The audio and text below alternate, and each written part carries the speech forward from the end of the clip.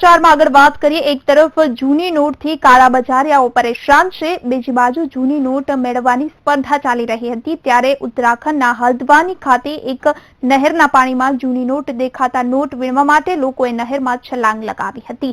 અહીંની નહેરમાં ₹500 અને 1000ની જૂની નોટ લોકોને મળી રહી હતી। તેમને વીણવા માટે કોઈએ ચારણીથી પ્રયાસ કર્યો તો કોઈએ તો લાકડીથી નોટ વીણવાનો પ્રયાસ કર્યો।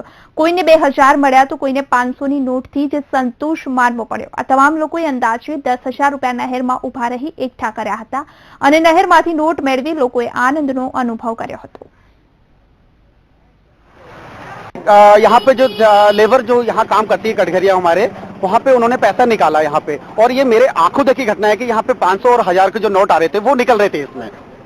और सबसे जीवन रहा कि मेरे पास जो कैमरा है मैंने इसमें अपना कैद किया हुआ है। इसमें जो लेबरों ने पैसा निकाला है वो 1000 और 500 के ही नोट आ रहे हैं। शुरुआत में तो लग रहा था कि ये नकली नोट होंगे, नकली नहीं है, ये असली नोट है। कितने पैसे लगभग आए? लगभग 10 या 12 लाख की एवरेज है कि इतना पैसा आ चुका है। इससे ऊपर ही आया ये पैसा, 10-12 लाख से ऊपर पैसा आ चुका है लगा।